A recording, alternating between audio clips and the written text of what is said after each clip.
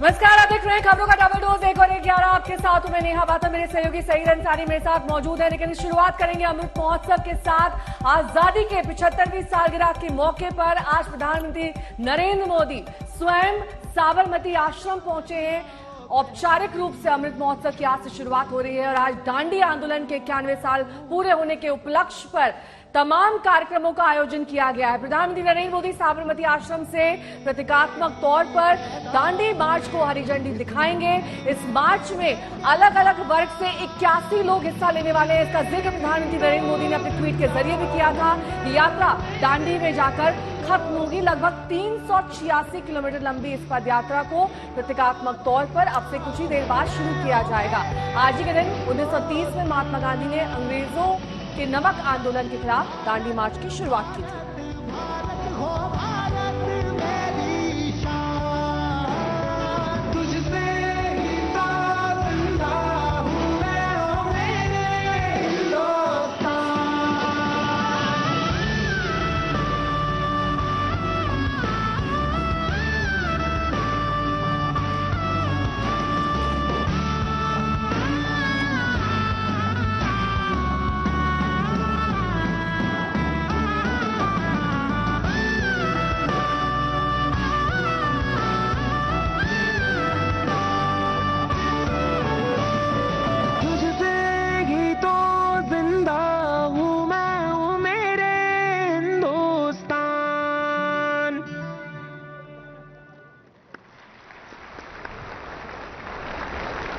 That was Dandi Yatra Gi. Cultural heritage is an expression of the ways of living developed by a community and passed on from generation to generation, including customs, practices, places, objects, artistic expressions and values. Since ages, Indian history and vivid culture has been mesmerizing everyone. The cultural heritage has attracted visitors from all across the globe. हमारा देश स्वतंत्रता के 75 साल पूरे कर रहा है और ये एक बड़ी बात है। राष्ट्रपिता महात्मा गांधी के नमक सत्याग्रह के 91 वर्ष भी पूरे हो चुके हैं। तो ऐसे में हमारी सरकार 75 स्थानों पर अमृत महोत्सव मनाने की घोषणा कर चुकी है, जिसकी शुरुआत इस समय प्रधानमंत्री नरेंद्र मोदी कर रहे हैं। पीएम मोदी गुजरात के अहमदाबाद में साबरमती आश्रम से इस महोत्सव की शुरुआत कर रहे हैं। जो तस्वीरें लगातार हम आपको दिखा रहे हैं, अहमदाबाद के साबरमती आश्रम पहुंचकर पीएम मोदी ने सबसे पहले महात्मा गांधी को नमन किया। कुछ पंक्तियां इस तरह से हैं कि और इस बीच हमने देखा कि कैसे ट्वीट के जरिए भी अमित शाह हो या फिर प्रधानमंत्री नरेंद्र मोदी हो, सबने अमृत महोत्सव के बारे में जानकारी दी और इस कार्यक्रम के बारे में विस्तृत रूप से ट्वीट किया। गीत को लेकर सांस्कृतिक मंच पर उपस्थित हैं।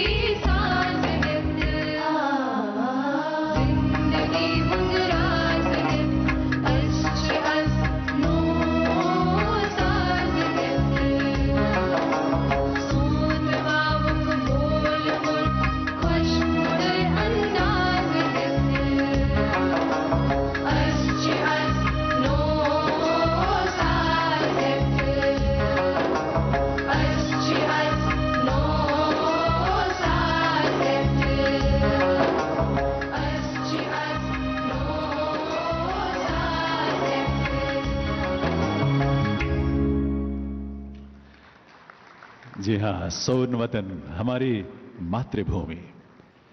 दिव्य सज्जनों, तमिलनाडु में जन्मे महान राष्ट्रभक्त कवि सुब्रमण्यम भारती ने राष्ट्र प्रेम से ओतप्रोत अनेक रचनाओं का सृजन किया, उन्हें जन्म दिया। सुब्रमण्यम भारती जी का ही लिखा एक गीत है, थाइन मणिकोडी। इस गीत में सुब्रमण्यम भारती जी हमारे तिरंगे की महिमा का बखान करते हुए कहते हैं कि भले ही हमारे प्राण चले जाएं, पर तिरंगे के गौरव पर, उसके आन बान और शान पर कभी आंच नहीं आनी चाहिए। This beautiful act is going to be performed by choir group Basant Arundale Senior Secondary School and Rukmini Devi College of Fine Arts, a unit of Kalakshetra.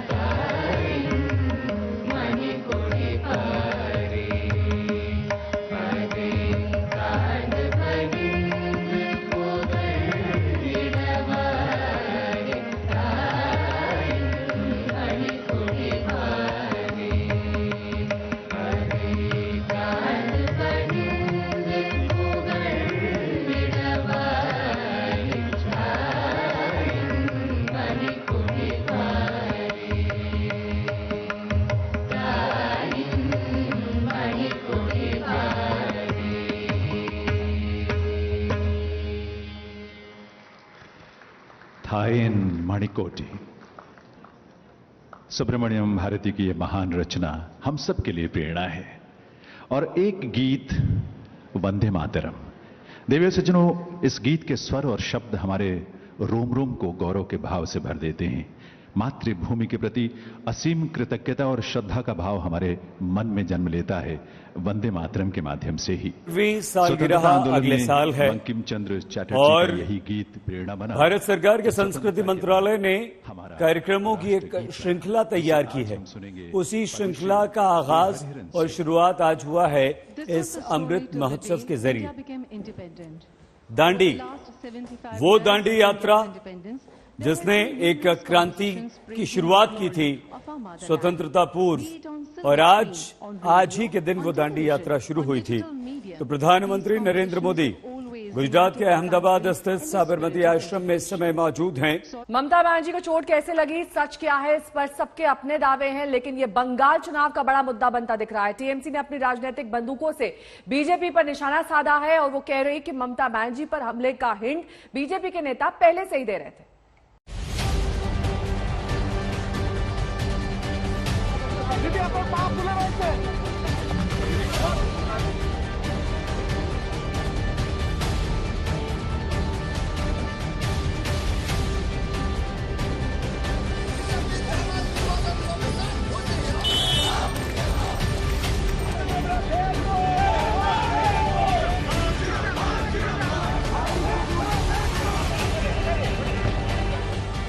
Nandigram में दीदी के घायल होने के बाद उनके समर्थक प्रतिशोध की आग में जल रहे हैं और घूम घूम कर बीजेपी को चेता रहे हैं।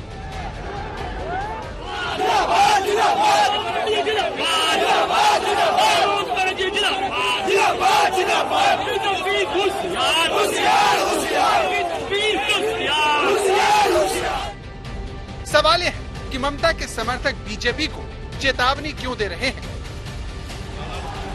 अस्पताल में भर्ती ममता बनर्जी को देख जब राज्यपाल जगदीप धनखड़ पहुंचे तो तृणमूल समर्थक उनके काफिले की तरफ दौड़े और उनके खिलाफ नारे लगे।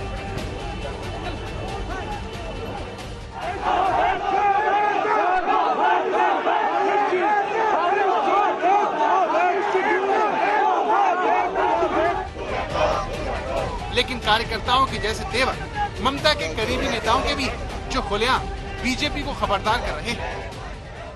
इसका नाम है Mamata Banerjee, be very careful. सवाल है कि बीजेपी को होशियार करके तृणमूल कांग्रेस क्या करने वाली है। बुधवार को नंदीग्राम में ममता बनर्जी चुनाव प्रचार के दौरान घायल हुई। तृणमूल कांग्रेस ने इसे हमला बताया तो बीजेपी ने नौटंकी। Shame shame BJP shame. पहले रिमोट से एक जाकिर हुसैन को उड़ा दिया और सेकेंड ममता बनर्जी के ऊपर हमला।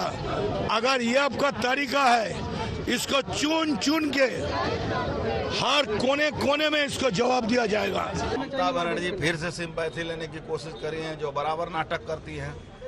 अगर लॉ एंड ऑर्डर बंगाल में नहीं है, यही बात तो हम विरोधी कहते हैं। दीदी कैसे घायल हुई, इसको लेकर अलग अलग राय ने बीजेपी और टीएमसी के बीच सियासी दुश्मनी को चरम पर पहुंचा दिया है। आपको बताते चले हादसा या फिर साजिश, इसको लेकर जांच पड़ताल जारी है। लेकिन इन सब के बीच सबसे बड़ा सवाल पश्चिम बंगाल की राजनीति में ये खड़ा हो रहा है कि क्या पश्चिम बंगाल में एक बार फिर से राजनीतिक हिंसा का दौर अपनी चरम पर पहुंचने वाला है। क्या इतिहास का सबसे हिंसक चुनाव इस बार पश्चिम बंगाल में होने जा रहा है। बंगाल को लेकर ये आशंका इसलिए भी क्योंकि ममता बनर्जी कैसे जख्मी हुई, इसका जवाब मिलना बाकी है। जो ताजा वीडियो भी सामने आया है, उसमें ममता के काफिले में चारों तरफ भीड़ तो दिखती है। आप ये भी देख सकते हैं कि समर्थकों का हौसला बढ़ाते हुए ममता गाड़ी से बाहर निकलती है और ड्राइवर को गाड़ी आगे बढ़ाने के लिए इशारा करती है। मगर जहां ममता को चोट लगी वहां पर क्या हुआ, वो कैसे जख्मी हो गए, इस ताजा वीडियो को देखकर कुछ भी कहना मुश्किल है। इस घटना के सच से यही दूरी चुनावी हिंसा के लिए कुख्यात पश्चिम बंगाल को ज्वलनशील बना रही है। इसका जवाब 1 अप्रैल दिया जाएगा। Just wait, ball has started rolling. लेकिन ऐसा जवाब दिया जाएगा कि 50 साल कोई माँ का लाल पैदा ना हो बंगाल में, जो ममता से टकराएगा वो चूर चूर हो जाएगा। तो आपने सुना कि ममता बनर्जी के करीबी नेता मदन मित्रा ने खुलेआम कहा कि इंतजार करिए, जवाब दिया जाएगा, ताकि अगले 50 साल तक कोई भी ममता से टकराने की हिम्मत ना करे। मदन मित्रा पश्चिम बंगाल में टीएमसी के पुराने नेता हैं, मंत्री भी रह चुके हैं और ममता बनर्जी के कट्टर समर्थक माने जाते हैं। उनका ये बयान काफी ज्यादा मायने रखता है, लेकिन सवाल ये खड़ा हो रहा है कि टीएमसी बीजेपी को अब जवाब देने की क्या तैयारी कर रही है। खेला तो जरूर है और ज्यादा बढ़िया खेला होगा। तो बंगाल में वोटिंग से पहले कौन सा खेला होने वाला है, इस बारे में मदन मित्रा ज्यादा तो कुछ नहीं बताते, लेकिन इतना जरूर कहते हैं कि अगर ये सब गुजरात में होता तो एक और गोदरा हो जाता। आज के যদি এই ঘটনা অন্য কোনো রাজ্যে হতো, ধরুন গুজরাটে হতো, आज কিন্তু আবার একটা গোদরা হয়ে যেত। ममता पर कथित हमले को गोदरा से जोड़कर अमित मित्रा पहले से ही संवेदनशील हालात और भी गंभीर कर रहे हैं, क्योंकि बंगाल में बीजेपी और तृणमूल कांग्रेस के कार्यकर्ता आमने सामने हैं, जो कभी आपस में भिड़ सकते हैं। ये नंदीग्राम की वही जगह है जहां पर ममता बनर्जी जख्मी हुई थी। इसी जगह पर सुबह सुबह दोनों दलों के कार्यकर्ता टकराव की हद तक पहुंच गए। तृणमूल के समर्थक हैं, लोकल स्थानीय लोग हैं, ये विचार चाहते हैं कि ममता बनर्जी के साथ जो हुआ है उसका सही तरीके से विचार हो। ममता बनर्जी इनकी नेत्री है। यहाँ पर सुबह से ही बहुत सारे लोगों की भीड़ जमा हो चुकी है। यहाँ पे देखिए, यहाँ पे लोगों के हो रहा है, यहाँ पे देखिए धक्का धक्की सा माहौल हो गया। एग्जैक्टली किस कारण से पता नहीं, लेकिन यहाँ पे भीड़ है और ये समर्थक हैं तृणमूल के। ये लोग ममता बनर्जी को फेड प्रोब की मांग कर रहे हैं सुबह से। ममता बनर्जी के जख्मी होने के बाद से तृणमूल के लोग सड़कों पर हैं, लेकिन नंदीग्राम में तृणमूल कांग्रेस के खिलाफ बीजेपी के कार्यकर्ता भी निकल आए और प्रदर्शन करने लगे। नंदीग्राम के बारुलिया बाजार में जहां पर कल ममता बनर्जी को चोट लगी थी, आज वहां पर विरोध प्रदर्शन शुरू हो गया है। बीजेपी की ओर से यहां पर सड़क के बीचों बीच टायर में आग लगाकर विरोध प्रदर्शन किया जा रहा है। इन लोगों का कहना है ये जांच चाहते हैं कैसे यह मामला हुआ। इन लोगों का कहना है कि ये हादसा था। ममता बनर्जी ने जो आरोप लगाया है वो गलत आरोप लगाया है और इसी मांग पर विरोध प्रदर्शन बीजेपी की ओर से ठीक बिरुलिया बाजार में जहां पर यह घटना हुई थी और यहां पर टायर जलाकर बीजेपी कार्यकर्ताओं ने विरोध प्रदर्शन शुरू कर दिया है। ममता बनर्जी के जख्मी होने के बाद से ही पूरे बंगाल में माहौल गर्म होने लगा है और नॉर्थ 24 परगना से लेकर हुगली तक टीएमसी कार्यकर्ता सड़कों पर निकल आए। नॉर्थ 24 परगना में ममता के कार्यकर्ता रेलवे ट्रैक पर ही नारेबाजी करने लगे, जिसकी वजह से कई ट्रेनों को रोकना पड़ा। हुगली में सड़क पर टायर जलाकर रास्ता रोकने की भी कोशिश की गई। पुरुलिया में भी टीएमसी कार्यकर्ता नारेबाजी करते हुए सड़कों पर आ गए।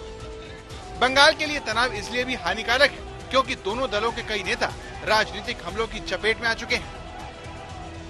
पिछले साल 10 दिसंबर को बीजेपी अध्यक्ष जेपी नड्डा और बीजेपी महासचिव कैलाश विजयवर्गीय के काफिले पर हमला हुआ। 13 फरवरी को बीजेपी नेता फिरोज कमाल गाजी नॉर्थ 24 परगना में घायल हुए। 20 फरवरी को पश्चिम बंगाल बीजेपी अध्यक्ष दिलीप घोष का काफिला हमले की जद में आ गया। ममता पर हुआ कथित हमला पश्चिम बंगाल के रक्त चरित्र का टर्निंग पॉइंट साबित हो सकता है, क्योंकि बदले की कोई भी कार्रवाई राज्य को एक बड़ी हिंसा के दौर में धकेल सकती है, जिसे रोक पाना बेहद मुश्किल होगा। Bengal is susceptible to political violence because the leaders of the political parties here are not honest. They want to win election by hook or crook. They use money power, they use muscle power. So political violence cannot be stopped here. 1 और 11 देख रहे हैं आप। बात एक बार फिर से अमृत महोत्सव की करेंगे। आजादी की 75वीं सालगिरह को लेकर आज से इस महोत्सव की शुरुआत हो चुकी है। इसकी शुरुआत आज दांडी आंदोलन के 91 साल पूरे होने के उपलक्ष्य पर हो रही है। प्रधानमंत्री साबरमती आश्रम से प्रतीकात्मक तौर पर दांडी मार्च को हरी झंडी दिखाएंगे। ये यात्रा दांडी में जाकर ही खत्म होगी। 386 किलोमीटर लंबी इस प्रतीकात्मक यात्रा में 81 लोग शिरकत करेंगे। आज ही के दिन 1930 में महात्मा गांधी ने अंग्रेजों के नमक आंदोलन के खिलाफ दांडी मार्च की शुरुआत की, जो 5 अप्रैल को दांडी में जाकर खत्म हुई थी, जहां समुद्र के किनारे गांधी जी ने नमक बनाकर कानून तोड़ा था। अगले साल देश की आजादी के 75 साल पूरे हो जाएंगे। इसके लिए 75 हफ्ते पहले से ही उत्सव की शुरुआत हो रही है। और प्रधानमंत्री ने एक ट्वीट करके कल ये भी कहा था कि भारत के गौरवशाली इतिहास में 12 मार्च का जो दिन है वो बेहद विशेष है। 1930 में आज ही के दिन महात्मा गांधी के नेतृत्व में दांडी यात्रा की शुरुआत हुई थी। आजादी की 75वीं वर्षगांठ को समर्पित आजादी का अमृत महोत्सव साबरमती आश्रम से इस समय शुरू हो रहा है। साबरमती आश्रम से एक पदयात्रा को बस अब से कुछ ही देर में प्रधानमंत्री नरेंद्र मोदी हरी झंडी दिखाएंगे, जो यहां से दांडी तक जाएगी।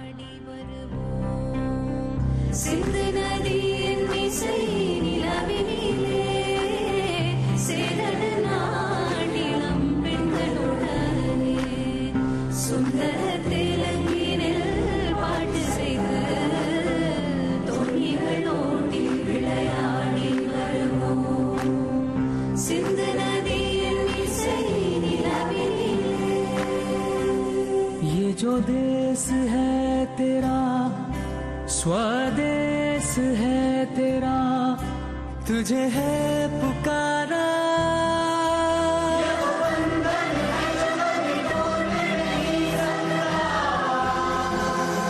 मिट्टी की है जो खुशबू, तू चाहे कहीं जाए,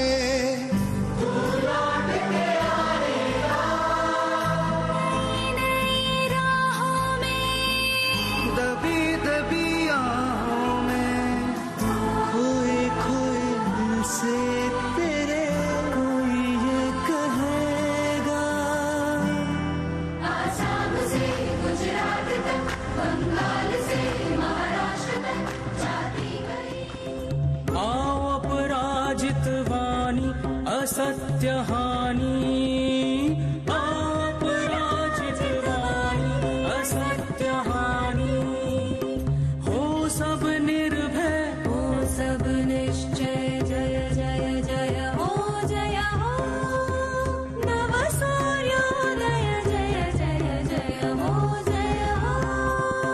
घाट चलत नहीं झुलती रंगदारी, घाट चलत नहीं झुलती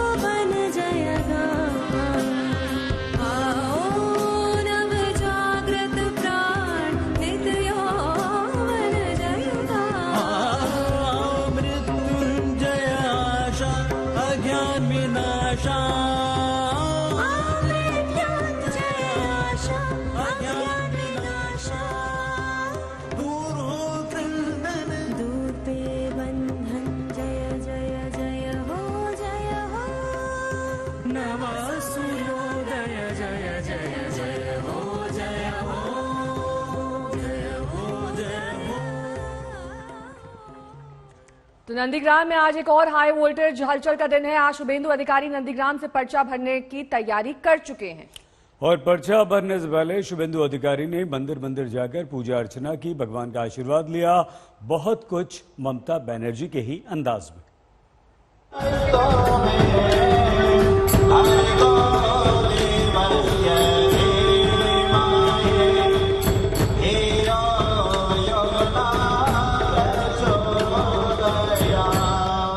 मंदिर नंबर 1, मंदिर नंबर 2, मंदिर नंबर 3, मंदिर नंबर 4, इंसान तो इंसान, नंदीग्राम में भगवानों के भी अच्छे दिन आ गए। मंदिरों में रौनक बढ़ गई, आस्था हिलोरे लेने लगी, भक्ति की धाराएं फूटने लगी। देवताओं के दर पर आम भक्तों हमेशा ही दंडवत रहते थे। इस चुनावी मौसम में लोकतंत्र के देवगण भी पधारने लगे हैं। भगवान श्री राम और माता सीता के दर्शन करने के लिए पहुंच चुके हैं। शुभेंदु अधिकारी ज्यादा कुछ बोलने के लिए तैयार नहीं। जब इस राम मंदिर को लेकर सवाल पूछा गया तो उन्होंने कहा कि ये तो मेरा मंदिर है, और इस तरह से आज फिलहाल वो ज्यादा कुछ नहीं बोलना चाहते हैं। और अंदर भगवान श्री राम और माता सीता की पूजा अर्चना यहाँ पर शुरू की जा चुकी है। और 3 दिनों से शुभेंदु अधिकारी नंदीग्राम में हैं। उनके दिन की शुरुआत मंदिर दर्शन से होती है तो शाम भी मंदिरों के अहाते में ही ढलती है। सूर्योदय से लेकर सूर्यास्त तक शुभेंदु की ये मंदिर परिक्रमा आज भी जारी रही। आज का दिन तो वैसे भी उनके लिए खास है। पर्चा भरने से पहले ऊपर वाले के आशीर्वाद की आशा लिए वो पहले सिंह वाहिनी मंदिर गए और फिर जानकीनाथ के दरबार में हाजिरी दी।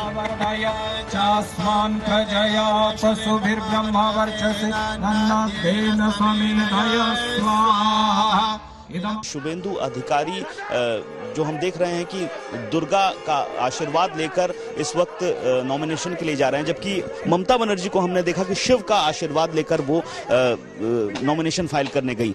जबकि जय श्री राम का नारा बीजेपी लगा रही थी, तब ममता बनर्जी की ओर से कहा गया था कि हम दुर्गा बोलेंगे, दुर्गा यहाँ की देवी है। तो ऐसे में आज जब देखा जा रहा है, जब नॉमिनेशन फाइल करने जा रहे हैं शुभेंदु अधिकारी, तो वो दुर्गा का आशीर्वाद लेके जा रहे हैं।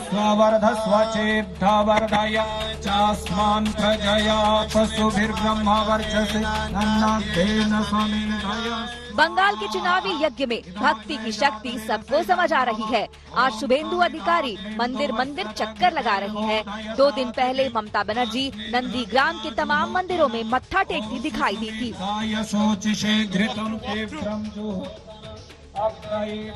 आप इसे बीजेपी की वैचारिक जीत मान सकते हैं। नंदीग्राम से ममता का नाता संग्राम का रहा है। जन आंदोलन से एक जननायक का जन्म हुआ, लेकिन बीजेपी का उत्थान ममता बनर्जी को परेशान कर रहा है। वो हिंदुत्व में बंगाल विजय के तत्व ढूंढ रही हैं, मंदिर मंदिर जीत के सूत्र तलाश रही हैं।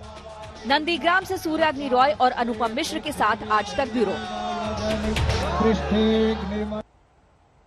मंदिर में पूजा अर्चना के बाद शुभेंदु अधिकारी ने आज तक से बातचीत में कहा कि भगवान हमारे साथ हैं और विकास के नारे के साथ ही हम आगे की लड़ाई तय करेंगे। लेकिन शुभेंदु अधिकारी ने ममता बनर्जी के घायल होने पर जब आज तक ने सवाल पूछा तो कोई जवाब नहीं दिया, टाल गए, बोले छोड़िए। नंदीग्राम जीतने वाले हैं आप? आज यहाँ का क्या कार्यक्रम है आपका? शुभेंदु दा ममता बनर्जी यहाँ पर मंदिर मंदिर घूम रही हैं, उस पर आप कुछ कहना चाहेंगे? हिंदू वोटरों को क्या पोलराइज करने की कोशिश की जा रही है? अभी आप कुछ विकास की नाम पर चुनाव होगा। आप भी यहाँ पर यज्ञ और हवन पूजन करने आए हैं? आप भी यहाँ पर यज्ञ? मेरा मंदिर है। ये आपका मंदिर है। नंदीग्राम किसका होगा? हाँ, नंदीग्राम किसका होगा? दीदी को चोट लगा, दीदी बोला कि लोगों ने हमला किया, आपको लगता है ये बात? छोड़ी देखिए, शुभेंदु अधिकारी अभी इस पूरे मामले पर नहीं बोलना चाहते हैं। चोट पर क्योंकि बीजेपी की शुरुआती जो प्रतिक्रिया आई थी उसके बाद बीजेपी अब थोड़ा बच कर बोलती हुई नजर आ रही है। लेकिन अंदर भगवान श्री राम और माता सीता के दर्शन करने के लिए पहुंच चुके हैं। शुभेंदु अधिकारी ज्यादा कुछ बोलने के लिए तैयार नहीं। जब इस राम मंदिर को लेकर सवाल पूछा गया तो उन्होंने कहा कि ये तो मेरा मंदिर है, और इस तरह से आज फिलहाल वो ज्यादा कुछ नहीं बोलना चाहते हैं। और अंदर भगवान श्री राम और माता सीता की पूजा अर्चना यहाँ पर शुरू की जा चुकी है और उसके बाद यज्ञ पूजन का कार्यक्रम होगा। शुभेंदु अधिकारी के इस रोड शो में 3 केंद्रीय मंत्री शिरकत करने जा रहे हैं। केंद्रीय मंत्री धर्मेंद्र प्रधान से हमने बीजेपी की चुनावी रणनीति पर बात की, सुनिए। धर्मेंद्र जी, आप यहाँ पर हैं, आप कई बार आ चुके हैं एक्चुअली बंगाल, तो ये पहली बार तो आप आ नहीं रहे हैं। तो आपको जो पीएम जो कहते हैं ना कि आशोल परिवर्तन होगा यहाँ पर, उसका माहौल नजर आ रहा है? बिल्कुल, मैं कई बार इन दिनों में बंगाल की विभिन्न इलाका में गया हूँ, विशेष करके मिदनापुर इलाका में। ये उड़ीसा की निकटस्थ इलाका है और मैं यहाँ हमारी रिफाइनरी भी है। पिछले महीना यहाँ माननीय प्रधानमंत्री जी का बड़ा भव्य प्रोग्राम भी हुआ था, मैं तब कुछ दिन रहा था। हमें कोई संदेह नहीं है, जब मई महीने में बंगाल की नतीजा आएगा, ये अप्रत्याशित होगा, असल परिवर्तन की प्रतिफलन होगा। बंगाल को सोनार बंगाल बनाने के लिए बंगाल की जनता के मन में आ गई है। उनकी माध्यम वो ढूंढते हैं, प्रधानमंत्री जी की दृष्टि, प्रधानमंत्री जी के नेतृत्व और भारतीय जनता पार्टी की यहाँ की राज्य सरकार बनाना। इसमें कोई संदेह नहीं, बड़ा परिवर्तन होने की ओर हम जा रहे हैं और नंदीग्राम उसकी एक प्रमुख केंद्र होगा। तो नंदीग्राम में आप कह रहे हैं कि शुभेंदु अधिकारी ही जीत कर आएंगे? कोई संदेह नहीं है, शुभेंदु अधिकारी एक अच्छे मतों से यहाँ जीतेंगे। जनाधार वाला नेतृत्व है, हमें कोई संदेह नहीं, रत्ती भर भी संदेह नहीं है। शुभेंदु अधिकारी एक बहुत बड़े मार्जिन से यहाँ जीतेंगे। उनके सामने कोई हल्का कैंडिडेट तो है नहीं। बिल्कुल, देखो राजनीति में इसी प्रदेश में अनेक बुद्धदेव बाबू सिटिंग मुख्यमंत्री हारे थे। इस प्रदेश की स्वभाव में ऐसे ही है, अनेक जगह में ये होती है। प्रजातंत्र में कोई हल्का किसी को भी हम नहीं लेते हैं, लेकिन जनता जब मन बना लेती है उसके सामने कुछ नहीं है। पर नंदीग्राम में आप क्यों मान रहे हो कि इतनी आसानी से ममता बनर्जी को हराया जा सकता है? यहीं से उनके आंदोलन की शुरुआत हुई थी। यहाँ से उन्होंने जब पिच किया 2 दिन पहले, नॉमिनेशन से पहले के दिन अपने वर्कर्स मीटिंग में, एक बहुत ही इमोशनल पिच किया, कहा कि मैं आपके साथ खड़ी थी, मैंने आपके लिए मार खाया, तो मैं ही तो आपके साथ रहूंगी। देखिए, मैं नंदीग्राम तब भी आया था। भारतीय जनता पार्टी की प्रतिनिधि मंडल में माननीय आडवाणी जी और आदरणीय पूर्व स्वर्गीय सुषमा स्वराज जी, हम सभी उन्हीं के नेतृत्व में आए थे। लड़ाई तो मोर्चे पे शुभेंदु ही लड़ रहे थे।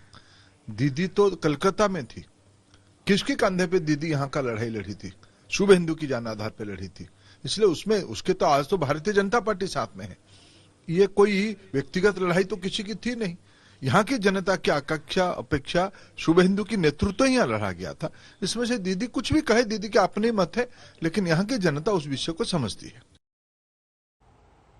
केंद्रीय मंत्री धर्मेंद्र प्रधान को सुन रहे थे आप, जो कि उन चेहरों में से शामिल हैं जो आज शुभेंदु अधिकारी का समर्थन करने के लिए वहां पर पहुंचे हैं। शुभेंदु अधिकारी अब से कुछ देर बाद हल्दिया पहुंचेंगे, वहां रोड शो करेंगे। अनुपम मिश्र हमारे संवाददाता तमाम जानकारी के साथ हमारे साथ जुड़ गए हैं। अनुपम, कहां तक पहुंचे हैं शुभेंदु? कितनी देर में हल्दिया में उनका कार्यक्रम, उनका रोड शो शुरू होने वाला है?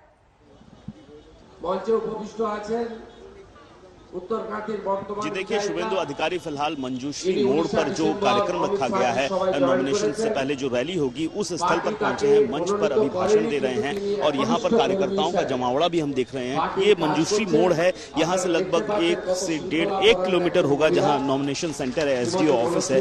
और ममता बनर्जी ने भी इसी जगह से रैली की थी नॉमिनेशन के लिए से पहले, और शुभेंदु अधिकारी की रैली भी यहीं से शुरू होगी, जहाँ पर 3 केंद्रीय मंत्री हाजिर रहेंगे। और इस दौरान जो हम देख रहे हैं कि शुभेंदु अधिकारी मंच पर भाषण दे रहे हैं, धर्मेंद्र प्रधान पहुंच चुके हैं और इंतजार हो रहा है स्मृति ईरानी और बाबुल सुप्रियो का। तो जैसे ही ये तीनों आते हैं 11 से 11:30 कुछ लोगों को संबोधित कर रहे हैं, क्या कुछ कह रहे हैं अपने वो इस भाषण में?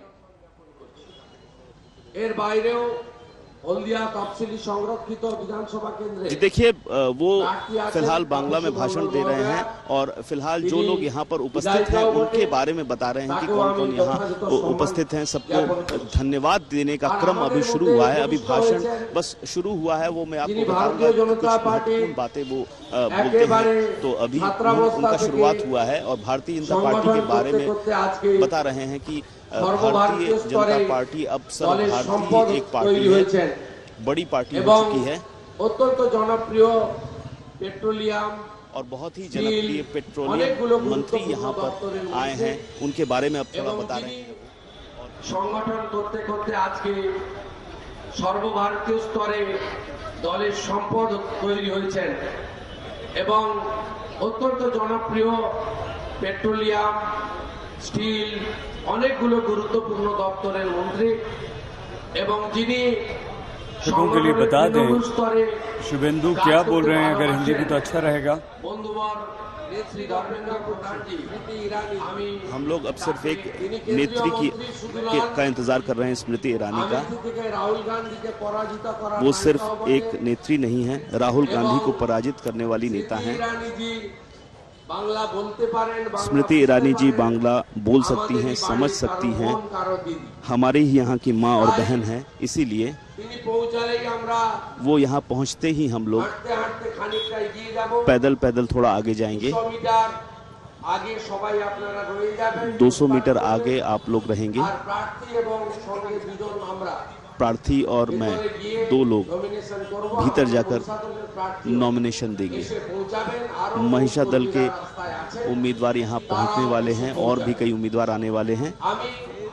আপনাদের কাছে যেটা বলতে চাই, मैं जो आपसे बताना चाहता हूं वो ये, নন্দীগ্রাম বিধানসভা কেন্দ্রে नंदीग्राम विधानसभा केंद्र में পার্টি আমাকে মনোনীত করেছে। भारतीय जनता पार्टी ने मुझे उम्मीदवार बनाया है দলের প্রতীক পেয়ে আজ মনোনয়ন পত্র দাখিল করেছি। और मैं दल की ओर से आज मनोनयन पत्र दाखिल कर रहा हूँ। आप लोग निश्चित तौर पर जानते हैं কেবলমাত্র একটি বিধানসভা কেন্দ্র নয়, नंदीग्राम सिर्फ एक विधानसभा केंद्र नहीं है। नंदीग्राम के साथ बंगाल के 11 साल का परिवर्तन जुड़ा हुआ है।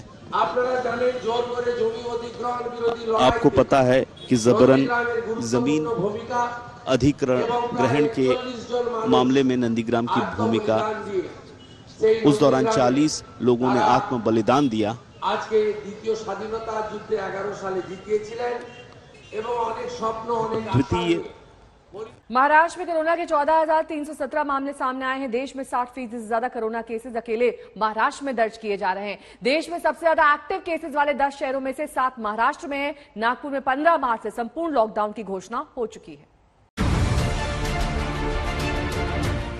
अजिबात कळत सुद्धा नाही, एवढ्या छान पद्धतीने वॅक्सिन दिले जाते। मला असं वाटतं मी संपूर्ण जनतेला, माता भगिनींना आणि बांधवांना विनंती करतो, कारण कोरोनाचा धोका परत वाढतो आहे, म्हणून माझं आवाहन आहे की सर्वांनी ज्यांना ज्यांना आता वॅक्सिन देण्यासाठी पात्र ठरवलं गेलेलं आहे त्या सर्वांनी मनात कोणतेही किंतु परंतु न आणता वॅक्सिन घ्यावं। ये कोई इत्तेफाक नहीं कि जिस दिन मुख्यमंत्री उद्धव ठाकरे ने कोरोना से बचाने वाली वैक्सीन की पहली डोज ली, उसी दिन नागपुर में लॉकडाउन का ऐलान भी हो गया।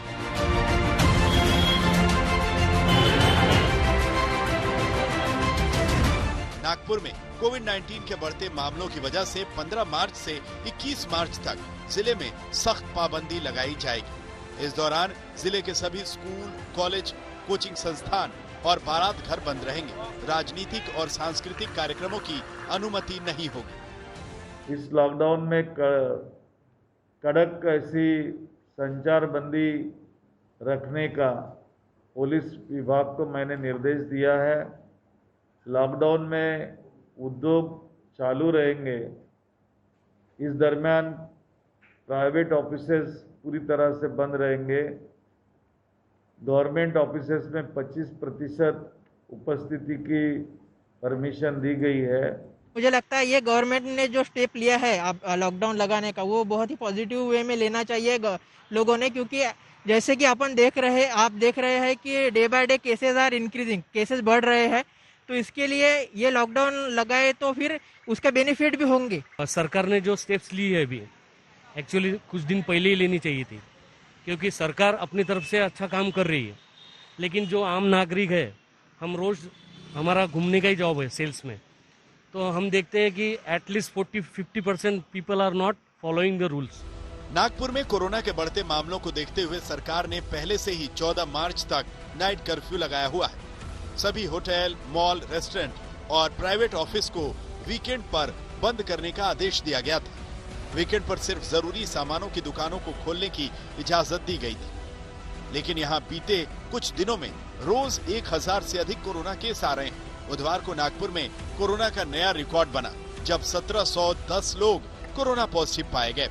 173 दिन बाद यहाँ कोरोना के एक दिन में सबसे ज्यादा मामले सामने आए, जिसके बाद नागपुर में संपूर्ण लॉकडाउन का ऐलान कर दिया गया। हमारे शहर में और ग्रामीण के कुछ इलाके में कोरोना का प्रसार बहुत तेजी से बढ़ता हमको नजर आ रहा है। आपको याद होगा कि आपके माध्यम से मैं पिछले वक्त कहा था कि लोगों ने खुद का स्वास्थ्य अच्छा रखने के लिए खुद पर ध्यान केंद्रित करना चाहिए, और मुझ पर ऐसी कोई आपत्ति ना लाई जाए कि मैं शहर में लॉकडाउन कर सकूं, लेकिन कल की स्थिति न देखने के बाद आज मुझे यह कठोर निर्णय लेना पड़ रहा है। जाहिर है वैक्सीन आने के बाद लोग कोरोना को हल्के में ले रहे हैं, जिसका एक उदाहरण तो आज ही देखने को मिला। महाराष्ट्र में कोरोना के बढ़ते मामलों के बीच महाशिवरात्रि को लेकर गाइडलाइंस जारी की गई थी, जिसमें कहा गया कि अभी कोरोना का खतरा टला नहीं है, लेकिन लोग नहीं माने। ये हाल तब है जब कोरोना के केस के मामले में महाराष्ट्र ने कई बड़े देशों को भी पीछे छोड़ दिया है। 10 मार्च को अकेले महाराष्ट्र में कोरोना के 13,659 मामले सामने आए थे, जबकि जर्मनी में 10 मार्च को 12,246 केस मिले। वहीं ब्रिटेन में करीब 6,000 केस मिले थे, यानी महाराष्ट्र से आधे से भी कम।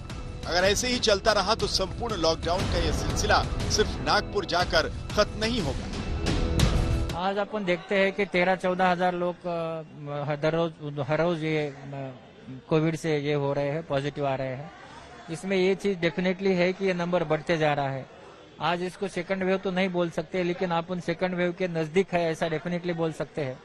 और इसमें अगर इसको लॉकडाउन या सब चीजें रोकना है तो एक ही चीज होना चाहिए कि हर आदमी ने अपना मास्क पहनना चाहिए और जो अपन क्राउड करे वो क्राउड नहीं करना चाहिए। अब खतरा ये भी है कि महाराष्ट्र में बेलगाम हो रहा कोरोना संक्रमण तेजी से अन्य जिलों और शहरों में भी फैल रहा है। महाराष्ट्र के कई शहरों और जिलों में आंशिक और वीकेंड लॉकडाउन लगाया गया है, जिसमें औरंगाबाद, नासिक, मालेगांव जैसी जगहें शामिल हैं। अब डर ये है कि अगर कोरोना के मामले ऐसे ही बढ़ते रहे तो कहीं पूरे महाराष्ट्र में संपूर्ण लॉकडाउन की नौबत न आ जाए।